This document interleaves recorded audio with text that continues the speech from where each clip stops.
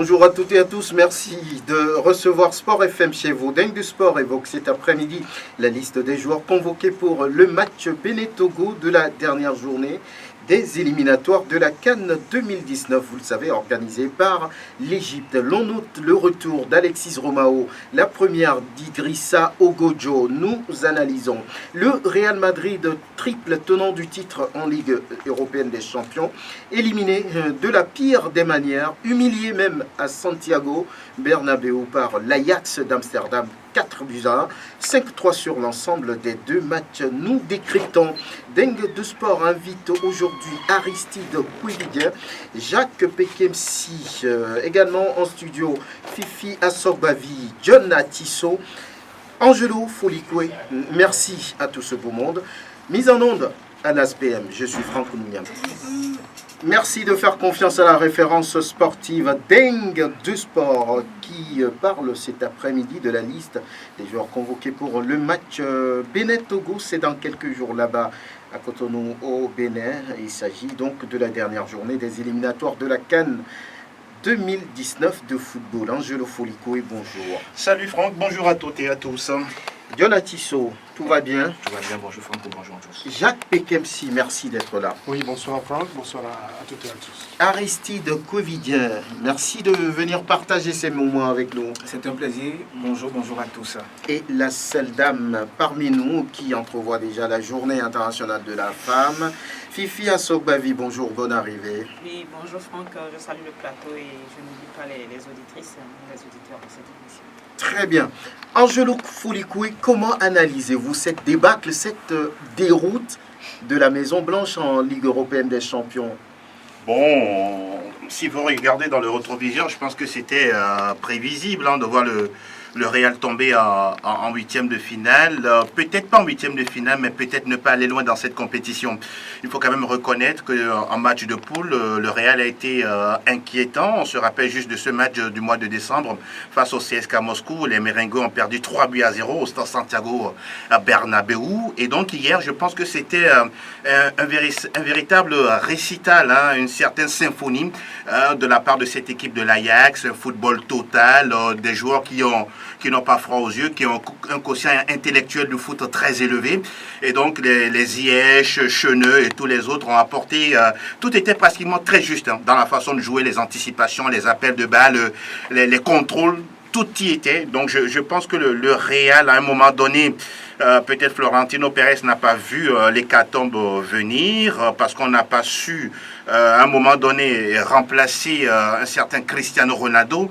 Juste une statistique, lorsque Ronaldo joue avec le Real sur les 5 dernières saisons en Ligue des Champions, c'est une moyenne de 2,81 buts marqués par match. Et là, sans lui, ça tourne à 1,21. Ça montre à suffisance l'écart qu'il y a d'abord au niveau de ses stats et surtout l'ampleur que le joueur a dans le jeu produit par le Real Madrid. Maintenant, on a vu des joueurs comme Toni Kroos, comme Casemiro, Modric, qui, je pense, sont en train peut-être de disputer ou bien ont disputé leur dernier match européen sous les couleurs merengue. Je pense qu'il va y avoir un gros balayage d'ici la fin de la saison, histoire de permettre à cette équipe d'avoir un nouvel effectif. Mais au même moment, on se rend compte que cette équipe, elle était dépassée. Elle était dépassée dans la vitesse, dans l'exécution, dans le placement. Il n'y avait pratiquement rien. Un Sergio Ramos qui avait décidé entre-temps de simuler une faute et de prendre un carton, histoire de pouvoir éviter une suspension pour le match retour. Ça a été une grosse erreur de sa part. C'était tout simplement idiot de sa part. Et voilà, on se rend compte que quand il n'est pas là aussi, non seulement physiquement il est présent, il essaie également de marquer des buts décisifs, mais en son absence hier, le Real a tout simplement coulé. Je pense qu'on est en train de revivre le football romantique, le football plaisant de la part de ces jeunes de l'Ajax qui ont saisi l'occasion hier de planter un poignard dans le dos de cette équipe qui est restée 3 fois consécutivement champion d'Europe depuis plus de 40 ans que le Bayern l'avait fait. Je pense que c'est une descente pratiquement sur terre pour les joueurs de la Maison Blanche. En tout cas, peut-être une descente aux enfers pour être plus précis. Fifi Assobavi, vous y croyez ou vous êtes encore dans un rêve? Le Real éliminé de cette façon, c'est la pire défaite de la Maison Blanche en Ligue européenne des champions, oui. Surtout à domicile. Oui, même l'Ajax a fait mieux que le Barça. Le Barça, c'est 3 buts marqués la dernière fois au Real à Bernabeu. Ce que l'Ajax a fait hier, on ne pouvait pas s'y attendre. Pas du tout. Je savais que l'Ajax allait poser d'énormes problèmes à cette équipe de Real. Il suffit de voir le match aller et le match de ces jeunes qui ont tout donné jusqu'au bout, mais qui ont manqué de réalisme dans les 30 derniers mètres à l'approche des buts du Real. Donc, je me disais que l'Ajax allait venir déranger cette équipe du Real, mais marqué quand même jusqu'à 4 buts au Real, je ne m'y attendais pas du tout. Et la dernière fois, le Real a montré tout simplement ses limites. On voulait encore croire, depuis le début de la saison, que le Real allait revenir à son meilleur niveau. Mais on se rend compte au fil des journées que le Real n'y est pas du tout. Et les joueurs sont démotivés. On a l'impression que les joueurs sont totalement démotivés et qu'il n'y a plus cette envie qu'on voyait avec cette équipe du Real. Maintenant, à l'absence de Cristiano Ronaldo et de Zinedine Zidane, 2 hommes qu'on ne remplace pas facilement, qui sont partis au même moment, en l'absence de comme vient de le dire Angelo, de Ramos, pour une bêtise, l'équipe est totalement absente. Hein, que ça soit Kroos, que ça soit Modric qui n'était pas du tout là, Vasquez qui sort rapidement. Il y avait tout pour que le Real ne passe pas hier. Maintenant, c'est quand même une honte. Et il faut rapidement relever le niveau du Real. Et moi, je me dis, à la place de Solari, moi, ce matin, j'aurais démissionné. Franchement, parce qu'en une semaine, on perd lourdement comme ça. On perd en coupe, on perd en championnat. Aujourd'hui, c'est 12 points d'écart entre le Real.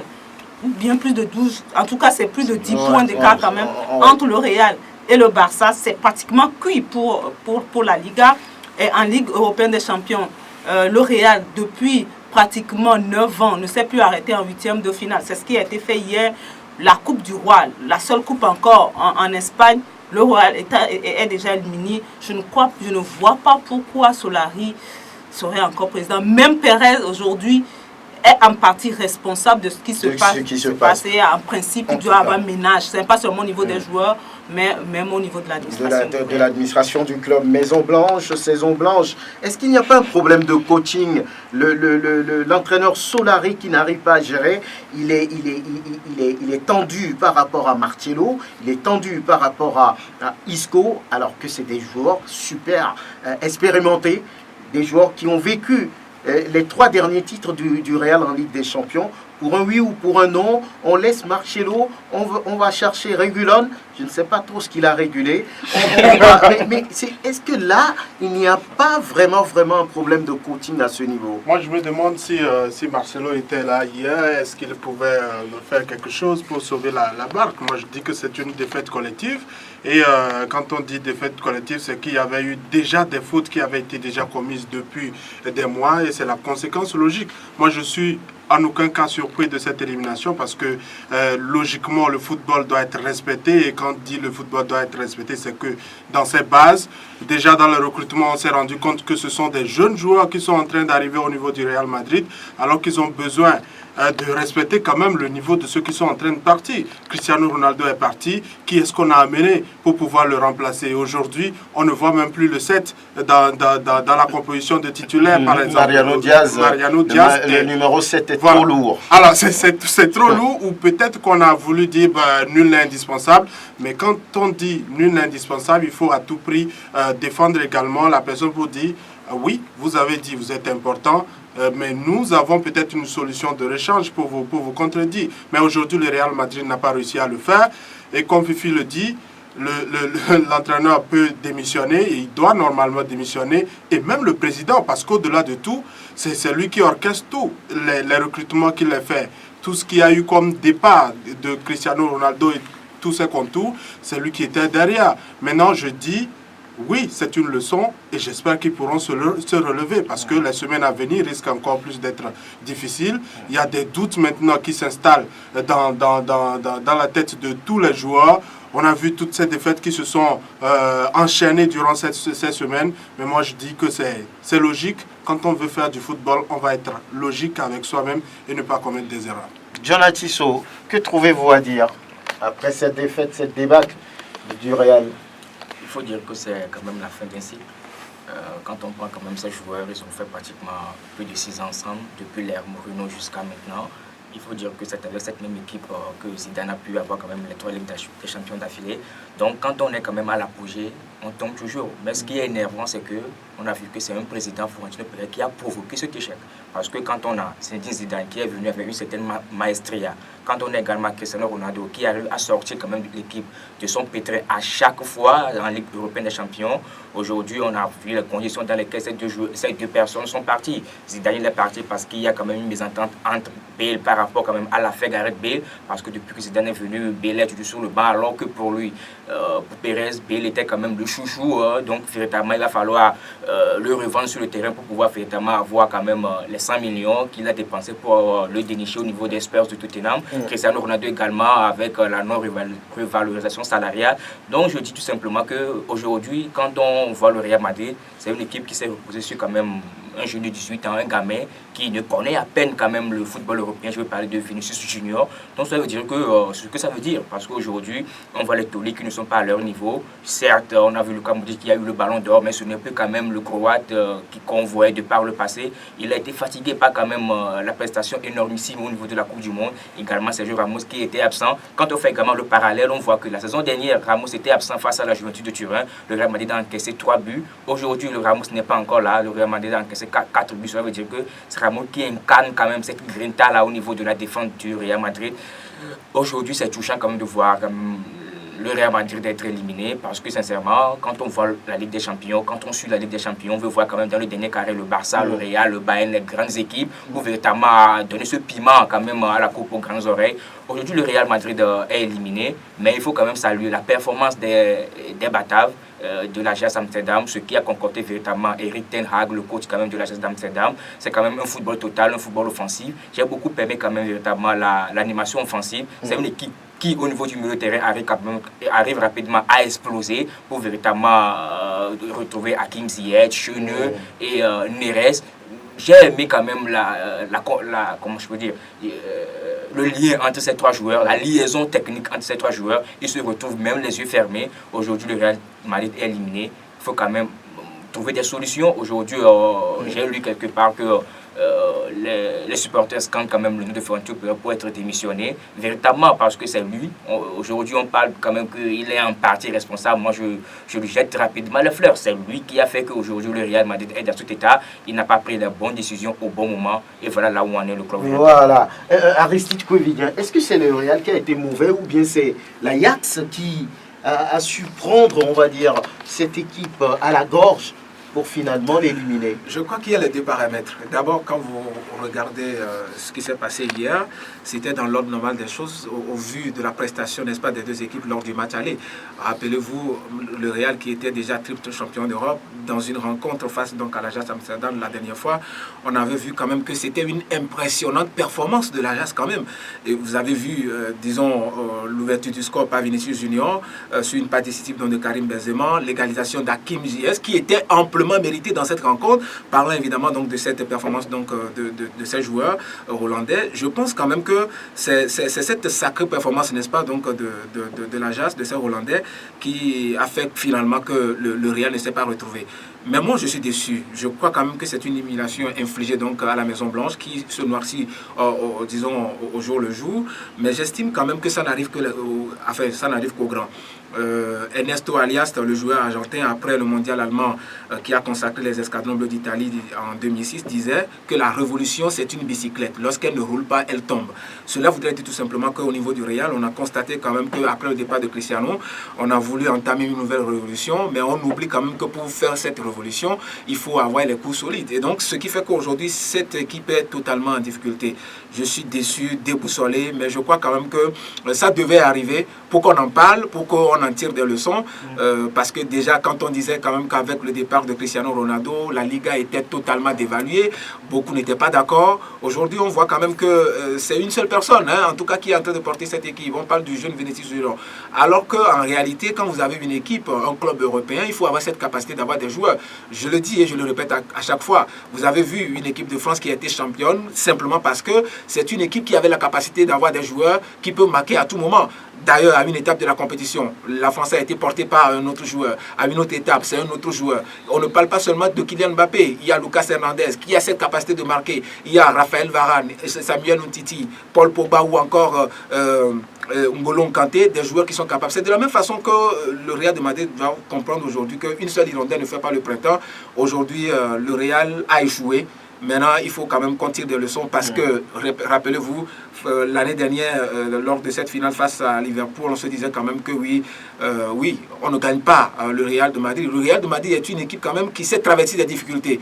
Mais une fois ces difficultés, elle a cette capacité-là de se réinventer. Mais cette saison, on a l'impression quand même que ça n'a pas véritablement marché, surtout avec cette équipe qu'on a connue il y a cela 2 ans, avec justement Cristiano Ronaldo dans cette attaque la plus flamboyante d'Europe face à la meilleure défense de la Juventus de Turin, qui finalement n'a pas su s'imposer devant donc, cette Maison Blanche. Je crois que ça doit servir de leçon aux uns aux autres. Oui, Angelo, on va terminer avec vous. Qu'est-ce qui peut se passer dans les jours à venir? Vous voyez la tête de Solari mise à prix. Il y a 2 heures de temps, il a déclaré qu'il ne va pas démissionner, Oui, qu'il ne va pas baisser les bras dans ces conditions. Donc ça veut dire qu'il tient toujours à rester au chevet de cette équipe des Merengues. Mais au même moment, j'ai l'impression que les socios, ça va beaucoup parler. Est-ce que Florentino Pérez aura le courage, l'humilité surtout, l'humilité de reconnaître qu'il a gaffé et de laisser la place à quelqu'un d'autre? Le point d'interrogation est là. Au même moment, pour chuter, on parle de 3 entraîneurs qui pourraient peut-être succéder à Santiago Solari, Maximiliano Allegri, on parle également de Mauricio Pochettino et on parle également d'un autre entraîneur, José Mourinho. Tout ça, ça reste au conditionnel. On attend de voir, Franck. On attend de voir, et voilà. Donc, juste 5 secondes, John. Franck, j'ai été pessimiste lorsque on a mis à la tête de l'équipe Santiago Solari, mais j'ai vu véritablement qu'il a fait un bon boulot à ce niveau. Aujourd'hui, démissionné, je pense que le Real Madrid peut se régénérer avec ce coach-là, quand on lui donne quand même les moyens nécessaires avec quand même une enveloppe énorme pour pouvoir recruter de très bons joueurs. Aujourd'hui, on parle d'Henrique, non pas de Mauro Icardi. Si on arrive quand même à lui donner les moyens, à lui donner des joueurs qu'il faut, je pense qu'il pourrait faire véritablement quelque chose avec le Real Madrid. En tout cas, les socios ne pardonnent pas. On verra ce que ça va donner dans les jours à venir. Et l'on connaît désormais ceux-là qui vont pouvoir défendre les couleurs du Togo dans, on va dire, quelques jours là-bas à Cotonou. Il s'agit donc de la dernière journée des éliminatoires de la CAN 2019 qui est organisée finalement par l'Égypte. Le Togo doit gagner. Le Bénin peut se contenter de match nul, ce qui veut dire que ça va être un match chaud là-bas dans quelques jours et les joueurs convoqués, on va les découvrir avec Latif Youma. Absent de la sélection depuis la CAN 2017, le milieu de terrain et capitaine de Reims est retenu par Claude-Marie-François Leroy parmi les 22 joueurs convoqués, dont 3 gardiens de but, à savoir Bassa Djeri Sabirou de Coton Sport de Garoua du Cameroun, Idrissa Ogodio de Moté Mapembe de la RD Congo pour sa première convocation, puis Malcolm Barcola de Lyon. Les défenseurs, Djen Dakonam, Urosama Hakim de Lille, Kulun Makilbe de Dito, Kodjovi Joe Yagbo de l'AS OTR, Steven Lawson de Livingston, Écosse, Wilson Nakakbo et Simon Guignon de Béziers en France. 8 milieux de terrain, Franco Achou, Fleur d'Haïté de Felam, Mathieu Dossevi de Toulouse en France, Gilles Sounou, Alexis Romao, Bilali Akoro de l'AS OTR, Ilas Bebou de Hanovre en Allemagne et Razak Boukari de Châteauroux en France. En attaque, Emmanuel Adebayor Cheyi de Bazak Chehir en Turquie, Kevin Denke de Béziers, France, Fodo Laba de Renaissance Berkane du Maroc, puis Peniel Mlapa, Vanlo, Pays-Bas. Le match Bénin-Togo a lieu le 24 mars prochain à Cotonou. Et voilà donc la liste des joueurs convoqués. Quelque chose, une surprise, Jacques? Oui, la surprise, c'est l'apparition d'Idrissa Ogodio dans cette liste. Moi, je dis que c'est seulement c'est une surprise parce qu'à un certain moment, on ne faisait pas vraiment les responsables, en tout cas en charge de la sélection, n'évoquaient plus le sujet de ce gardien. Mais au fur et à mesure, on s'est rendu compte que le gardien a presque forcé la main à ceux qui décident parce que, au vu de sa titularisation successive au niveau du DCMP, il fallait à tout prix lui faire confiance et aujourd'hui, c'est fort logique qu'on puisse le voir maintenant dans la liste des hyperviers. Et Fifi, vous avez souvent parlé de ce joueur, de ce gardien aussi qui a fait la Côte d'Ivoire, Idrissa Ogodio, et qui joue du côté de la République démocratique du Congo, Daring Club Motema Pembe. Et voilà, c'est une récompense, c'est logique. C'est logique que ça présente moi, ce n'est pas une surprise pour moi parce que il mérite d'être là en ce moment. C'est vrai que déjà, il était présent avec les équipes des jeunes. On l'a déjà vu même en regroupement avec l'équipe locale à un moment donné. Maintenant, depuis un moment, on en parle. Mais il faut reconnaître quand il est arrivé en Côte d'Ivoire, il a eu du mal à s'imposer également à Africa Sport. Il est parti au Congo. Au début même, il a eu du mal également à s'imposer. Mais depuis quelques journées, même en championnat ou en coupe africaine, il est présent et il est même adulé, il est apprécié par les supporters du club au Congo et c'est normal qu'il soit là vu les performances du joueur depuis un moment. C'est sûrement la relève, s'il continue pas à travailler maintenant, il ne faut pas s'enflammer non plus, il est là, c'est mérité. Maintenant, il va falloir travailler, continuer pas travailler, être présent, faire les bons choix quand il va s'agir maintenant des entraînements et tout pour pouvoir mériter d'être là encore les prochaines fois. Mais sa présence, je crois, est méritée et voilà. Oui, John Atisso, vous, qu'est-ce qui a piqué votre attention dans cette liste de 22 publiée par la Fédération togolaise de football, donc Claude Marie-François Leroy? Oui, avant de parler de ça, je vais placer un petit mot par rapport à Ogodio Idrissa. Je l'ai connu depuis mon quartier parce qu'on a pratiquement vécu ensemble. C'est un gardien qui a montré toutes les qualités d'un grand gardien. Il a une certaine envergure, il est bon sur sa ligne, il est bon pratiquement dans tout. Donc aujourd'hui, comme Fifi vient de le dire, il a eu beaucoup de difficultés avant de s'imposer au niveau d'Africa Sport, notamment encore une fois au niveau de Motema Pembe. Mais aujourd'hui, dès qu'on lui a donné la chance, il a véritablement prouvé. Aujourd'hui, il est en sélection. C'est quand même tout bénéf pour lui, véritablement. C'est à lui de montrer sa qualité là au niveau de l'équipe nationale A, véritablement, parce qu'aujourd'hui, ça dirait ne le rassure pas en tant que tel. Il y a également le jeune Barcola Malcolm qui joue dans la réserve de l'Olympique lyonnais. On n'a pas encore donné la chance là aussi à ce joueur de pouvoir véritablement monter sa qualité au niveau de l'équipe nationale. Je pense véritablement que dans les prochaines années véritablement, ça sera quand même une duel entre Ogodio Idrissa et Malcolm Barcola, parce que j'ai eu la chance de suivre quelques matchs sur YouTube du jeune Malcolm Barcola. Il est très bon également. Mais après cela, on va parler de l'inévitable quand même, de l'expérimenter, Alexis Romao. Oui, on va y revenir. Oui, c'est quand même ma surprise parce qu'il y a Claude Leroy qui est dans ce pays que s'il ne vient pas quand même lui demander pardon par rapport à ce qu'il a fait véritablement, il ne sera plus de retour. Mais on ne sait pas ce qui s'est fait dans les coulisses pour qu'il soit là, donc on aura la chance d'en parler. En tout cas, on va en parler. Malcolm Barcola, vous en avez parlé, qui a signé avec l'Olympique lyonnais jusqu'en 2022. Il est au niveau des jeunes, il a fait la Ligue des Champions au niveau des jeunes aussi. Idrissa Ogodio qui a prouvé ce dont il est capable d'abord en Côte d'Ivoire avant d'aller au niveau du DCMP en République démocratique du Congo. Aristide, vous, il y a quelque chose qui vous surprend? Non, mais je dirais sans surprise. Aucune surprise n'est venue marquer cette convocation de Claude Leroy, si peut-être ce n'est le retour en sélection d'Alexis Romao. Vous attendiez à voir Idrissa Ogodio? Et peut-être la convocation d'Idrissa. Non, je crois que Idrissa également fait partie des gardiens togolais qui sont à l'extérieur. Il n'est d'ailleurs pas le seul. Vous savez que si ce jeune allait peut-être, évoluer dans une équipe nationale, il allait déjà choisir la Côte d'Ivoire.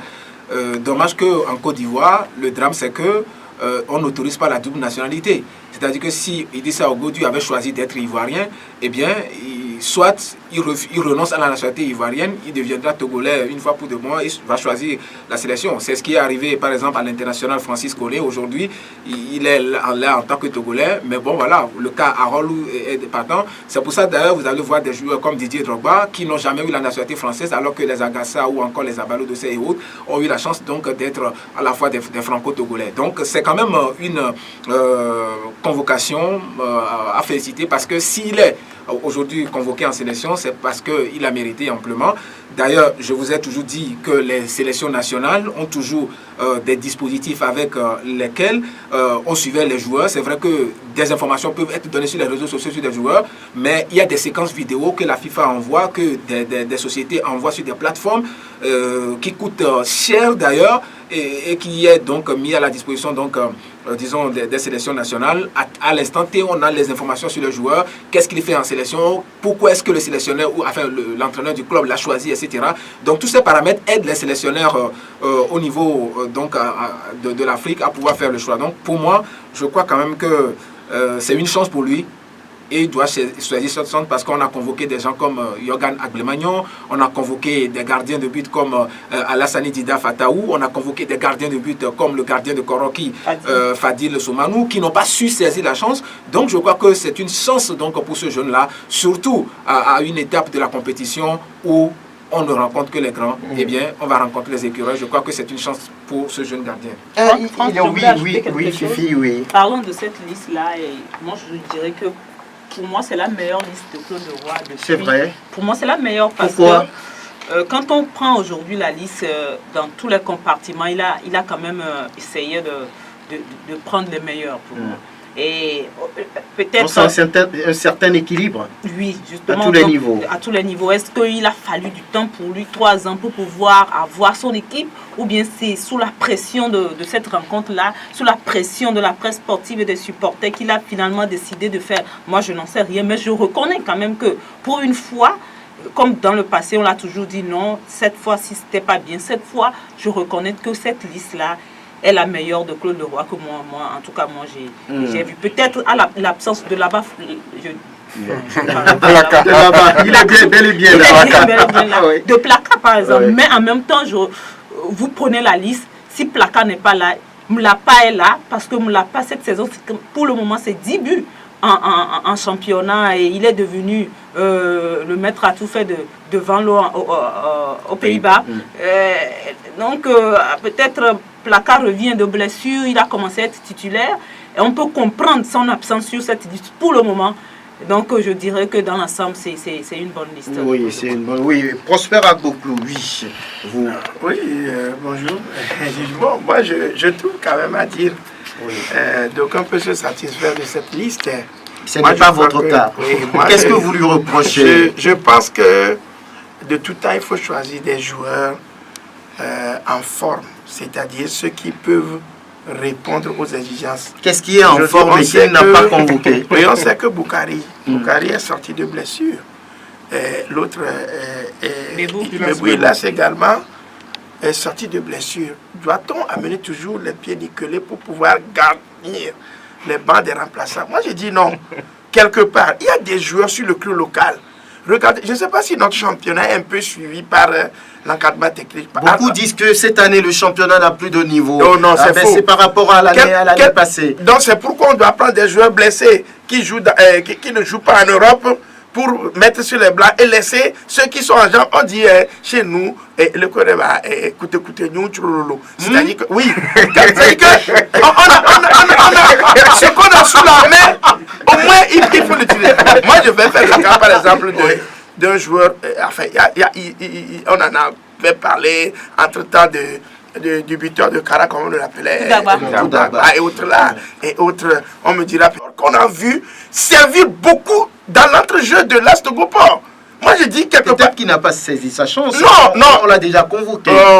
Écoutez, la convocation, ce n'est pas une fin en soi. Ce n'est pas une fin en soi. Dès que le joueur produit, regardez le nombre incalculable de ballons que ce garçon fournit vers l'attaque de son équipe. Moi, je crois quand même qu'il faut essayer tout. Parce que quand on ramène le cru qu'on appelle européen, à chaque fois la légion étrangère, on fait payer ces garçons qui viendront, ils ne sont pas en état de forme, ils vont rester sur les bancs, alors qu'on a besoin aujourd'hui. Romao seul fera quoi? Nous allons au Bénin. Si Romao retrouve du feu ardent à Reims, c'est parce qu'il est utilisé en temps voulu et au moment opportun sur un plan donné. Nous sommes une équipe nationale. Moi, je crois que je ne veux pas verser l'eau sur le feu pour dire que quoi que ce soit. Mais je crois quand même qu'il y a encore mieux à C'est pas faire. l'eau sur le feu, vous avez les Comme excusez-moi. Donc je crois que il y a encore à faire. Moi je plaide quand même à ce qu'on regarde un peu dans le cru local, le championnat. Voilà, pour prendre parce que vous savez, il y a quand même Joyabo Kodjobi de la SOTA. Est-ce qu'il est appelé? Oui, c'est une première en sélection A pour ce garçon.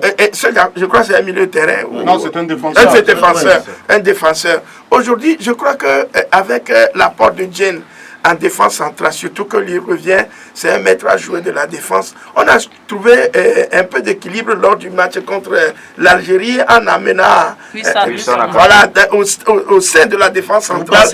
On a pris 4, hein. Oui, mais c'est avant. Quand il est arrivé, on était à 3-0. Déjà à 3-0. On a pris 1. Voilà. Donc je crois mais je crois quand même ça a amené une certaine stabilité avec l'apport maintenant de Jane Dakonan. Je crois que et puis comme on appelle Ouro Sama qui revient également. Je crois que pour moi le côté défensif on ne peut pas s'en plaindre trop. Maintenant, on peut être tranquille.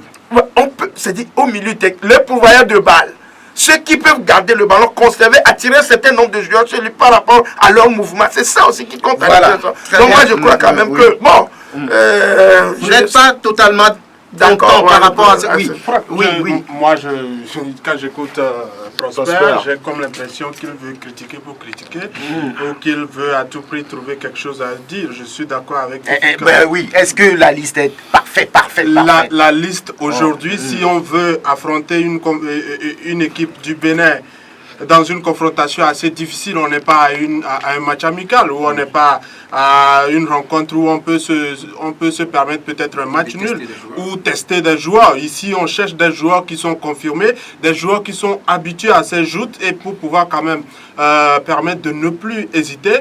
Aujourd'hui, Alexis revient parce qu'on sait que c'est un habitué déjà de la maison, et on sait déjà que c'est un patron, il ne va pas bégayer sur certaines choses.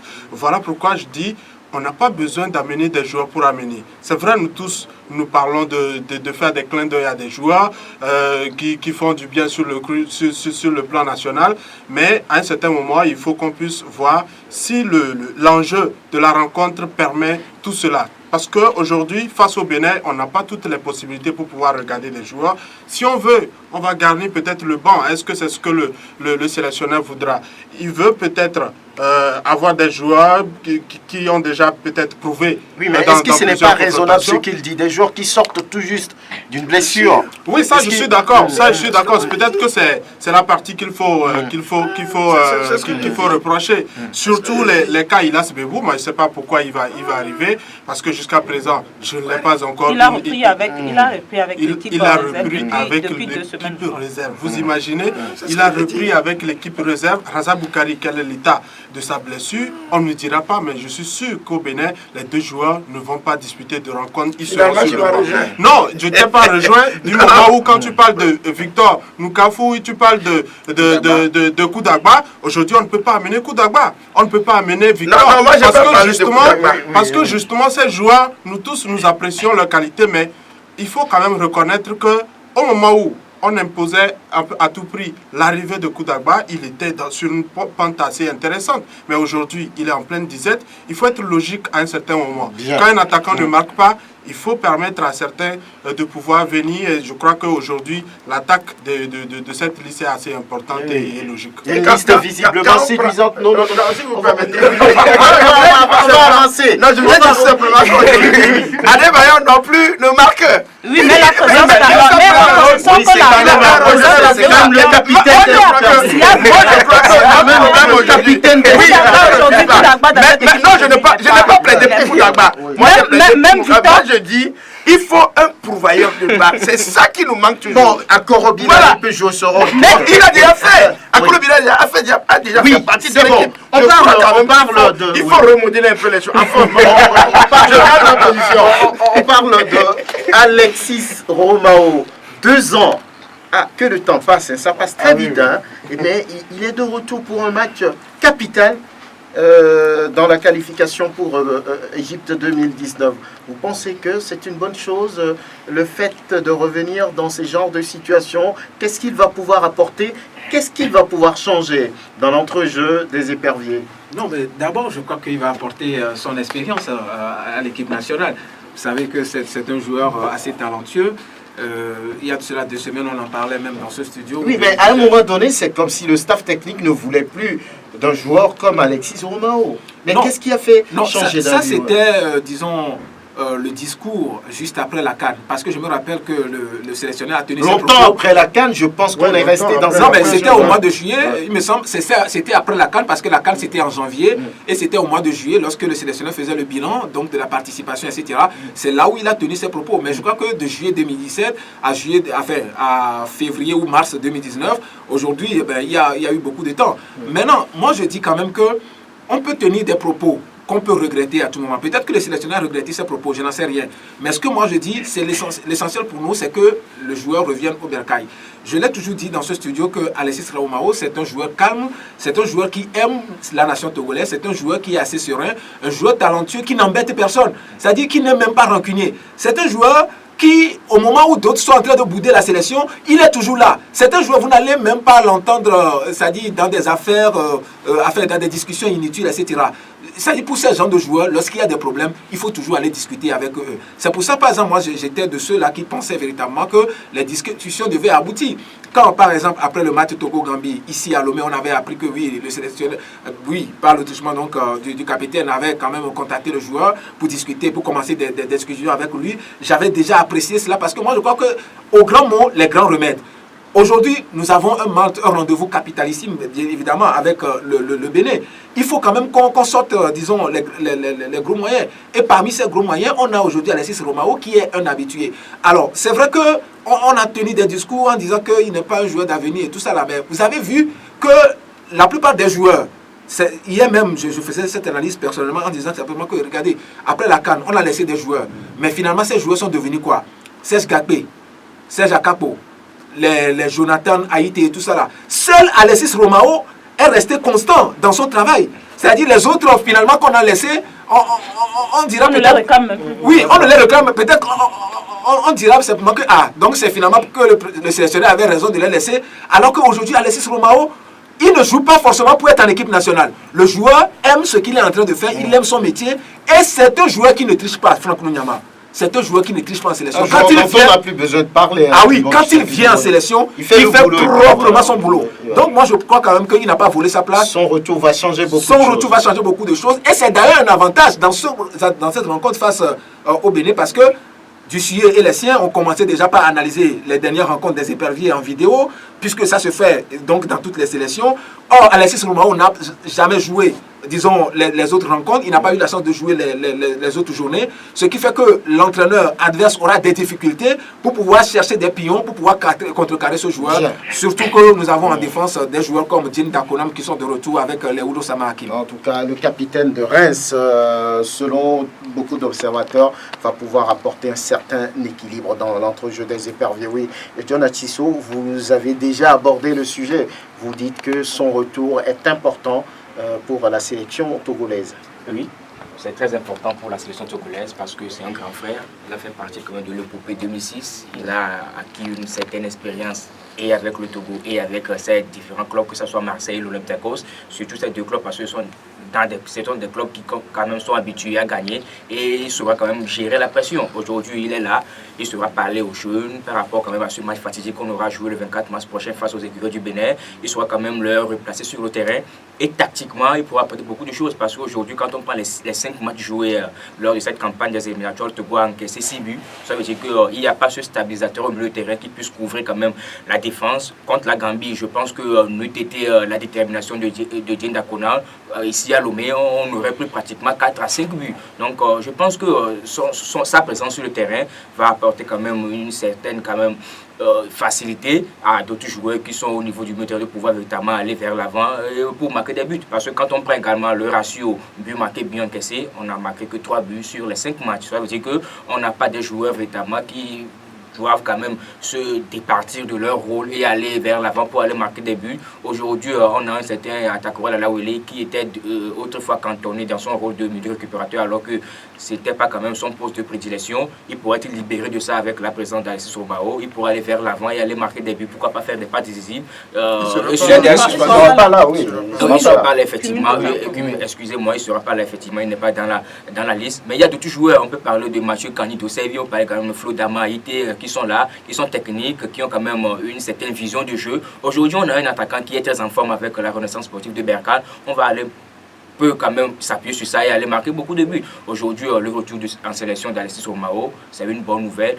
Mais oui, Alexis Romao est bel et bien là. Il sera bel et bien titularisé. Mais pour aller quand même se qualifier au niveau de Cotonou, il faut marquer beaucoup de buts. Et aujourd'hui, je suis quand même contre l'animation offensive pour ne pas clore le grand sélection. En tout cas, l'équipe togolaise ne marque pas beaucoup. 3 buts, vous l'avez dit, en 5 matchs. C'est-à-dire qu'il y a aussi quelque chose à corriger à ce niveau. Mais le retour d'un homme comme Alexis Romao, dur dans la tête, ça pourrait apporter pour un tel match. Ça va beaucoup apporter, mais c'est regrettable que...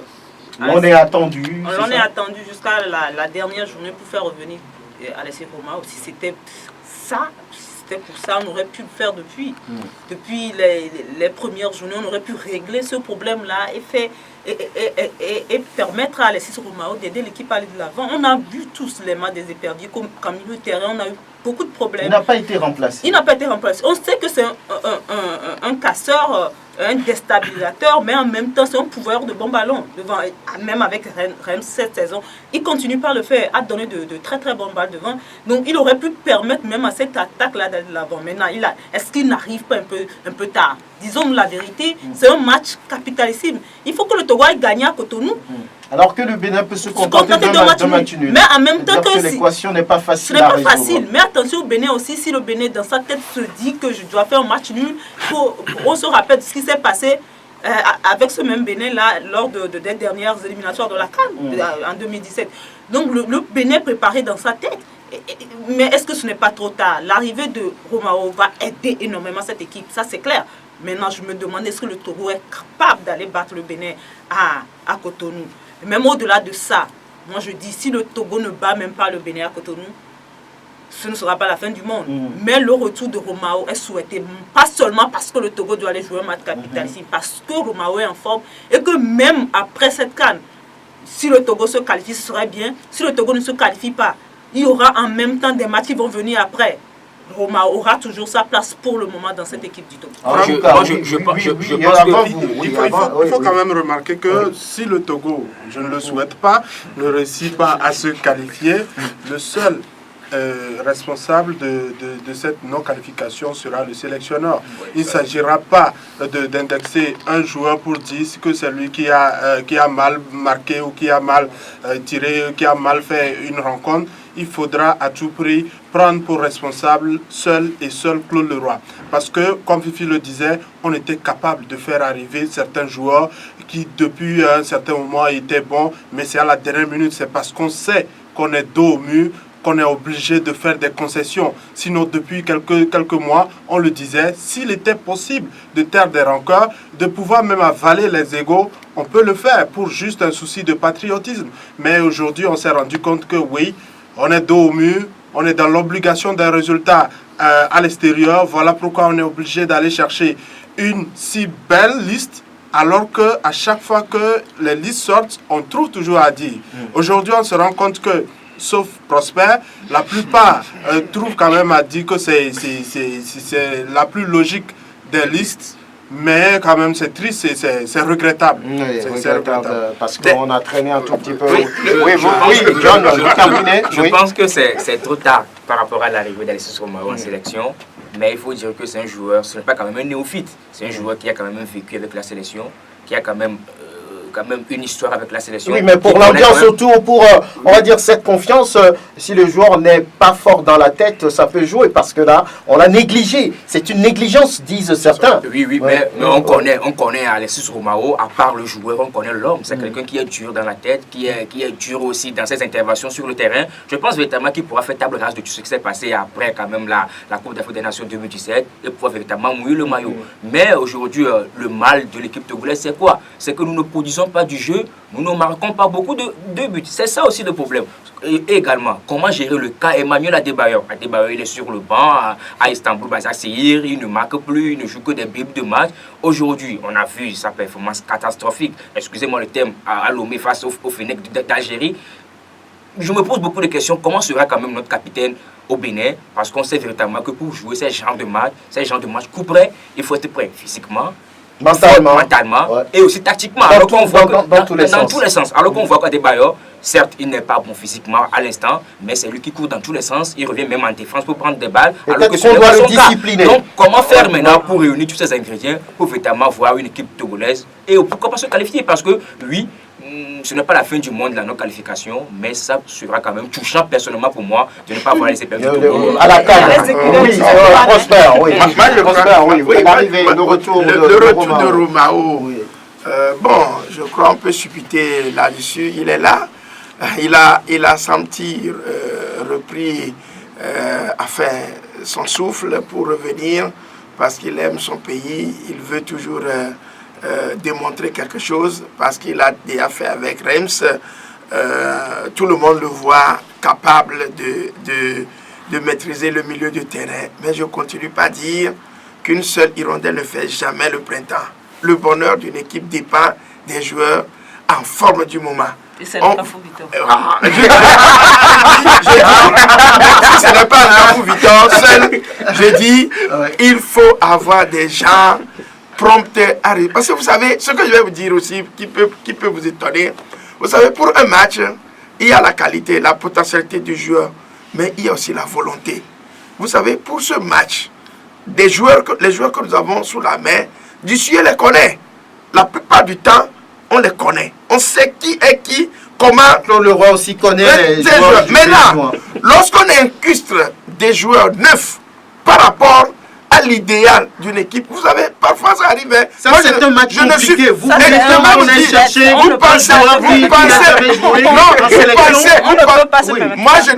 je ne suis pas en train de prêcher pour qu'on amène X ou Y. Mais je vous dis une chose. Nous sommes dans un état de lieu où chacun a sa chance à jouer. Vous savez, il est arrivé qu'une seule fois qu'on mette un joueur pour que tout change. Je ne plaide pas pour celui-là, mais je dis aujourd'hui, non, vous avez parlé de vous pensez que je plaide pour lui. Je dis oui. Qu'on appelle, j'assume que je le dis, mais je dis aujourd'hui, sur tout ce que nous avons vu, Alexis, c'est qui? C'est un casseur de jeu.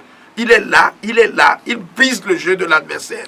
Maintenant, il faut construire. Il est aussi bon dans la relance. Je vous dis, dans la relance, vous savez, au niveau de l'équipe nationale, il y a un problème que nous connaissons. En club, tout est fait sur le tas. Tout est fait. Mais en sélection, c'est un peu stéréotypé. C'est pourquoi moi je dis, lorsqu'on met des joueurs qui ont de la volonté, je ne plaide pas seulement pour Cafou Victor, je dis dans notre championnat. Si j'ai pris l'exemple de Cafou Victor, je dis au niveau de la conception du jeu. Parce que quand vous voyez ce garçon dans le jeu, par rapport, on dit que le niveau du championnat n'est pas grand, mais on joue contre le Bénin. Le Bénin, ce n'est pas le Brésil, ce n'est pas l'Allemagne. C'est le même niveau. Je vous dis quelque part, lorsqu'on met des joueurs comme ça, venus de nulle part, là-dedans, qui attirent un tant soit peu le nombre de joueurs incalculable sur lui, ça libère un peu. C'est ce que moi c'est ce que vous dites. Donc, Cafou Victor, il va venir. Non, je vais maintenant, il faut se qualifier. Oui. Moi, je souhaite que s'ils arrivent à se qualifier, que le roi revoie un peu sa copie. Il nous a toujours dit que lui ne sélectionne pas pour remercier les joueurs d'avoir fait ci, mais qui tient toujours la baraque avec les joueurs en forme. Il va falloir qu'on remodèle un peu notre équipe, donner un nouveau souffle pour que l'équipe là avance. Moi, très bien. Je suis un peu terminé, oui. Alors, vous avez 10 secondes pour nous dire aussi pourquoi cette équipe n'arrive pas à marquer. Il y a tellement d'attaquants qu'on prend des Bailleurs, qu'on prend là-bas, qu'on Péniel. Quand on prend également d'autres joueurs, Sounou, Boukari, ils sont nombreux, mais l'équipe a du mal à marquer des buts. Juste 3 buts en 5 matchs d'éliminatoire. 10 secondes, qu'est-ce qui provoque ça? Non, mais c'est que nous avons des joueurs de talent, mais qui n'ont pas cette capacité de se mettre véritablement au combat. C'est ce ça. minimum de fighting spirit, qui n'ont pas cette volonté de pouvoir mouiller le maillot à fond.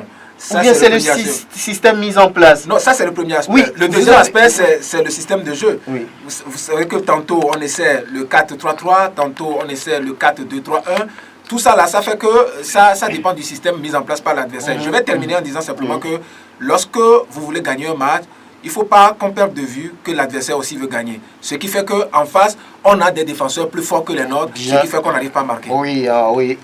Alors, pour qu'un attaquant marque, il ne va pas prendre la balle depuis la défense pour aller marquer. Il faut qu'il ait une balle depuis l'arrière. Donc, puisqu'on a un problème de milieu de terrain, forcément que nos attaquants ne sont pas bien nourris. Maintenant, il faut également discipliner Adebayor pour l'empêcher de retourner à la défense. Sinon, on risque d'avoir les mêmes résultats. Vous, John? Franck, pour marquer quand même des buts, il faut avoir. Franck, pour marquer des buts, il faut quand même avoir un schéma tactique et une animation qui va avec ce schéma tactique-là. J'ai vu que le roi, face à la Gambie, à Lomé, nous dire que l'équipe a évolué en 4-2-4 parce que l'équipe doit forcément gagner. Personnellement, moi, je n'ai jamais vu ça nulle part. Que le roi était quand même consultant sur Canal Plus lors de la Coupe du Monde. Je n'ai jamais vu que le roi parler d'une équipe évoluée en 4-2-4 au très haut niveau. Donc aujourd'hui, également, l'animation offensive. On n'a pas d'animation offensive. Il n'y a pas de joueurs qui quand même... Aujourd'hui, on voit que ces joueurs s'embrouillent au niveau offensivement. Il n'y a pas de concordance entre quand même les touches. On va pas quand même l'exemple de l'Ajax d'Amsterdam. Quand les joueurs au niveau de l'attaque se trouvent même les yeux fermés, ils peuvent marquer des buts. Voilà. Là, on voit qu'on est encore à l'étape embryonnaire. Fifi. Moi, je dirais tout simplement qu'il faut mettre Adebayor sur le banc. Parce que les 2 buts que nous avons marqués, c'était sans Adebayor. Face à la Gambie, il n'était pas là, on a marqué un but. Et face à la Gambie, au match retour, il n'était pas là, on a marqué un but. À chaque fois qu'Adebayor est là, soit il est sur le banc, soit il est discipliné tactiquement. À cause de son indiscipline tactique, les autres s'embrouillent dans cette attaque-là. Est-ce qu'il faut aller tout seul? Est-ce qu'il faut lui donner le ballon? Et quand on lui donne le ballon, la plupart du temps, depuis le début des éliminatoires, il ne sait pas Quoi faire avec ce ballon-là? avec ce ballon-là. Donc Très pour bien. moi, aujourd'hui, c'est discipliner Emmanuel Adebayor ou soit carrément le mettre le bas et trouver une autre animation offensive pour permettre à cette équipe du Togo de marquer des buts. Et moi, je suis sûr que si on arrive à trouver cette clé-là, on est quand même capable de marquer des buts. Parce que le Bénin aussi n'en a marqué que 3 dans ces éliminatoires. Il n'en a encaissé également 5 dans ces éliminatoires-là. Donc, c'est possible. Ouais, merci Fifi Assoga. Merci à tout le monde. Merci à Elom Adovon et on se retrouve à très bientôt.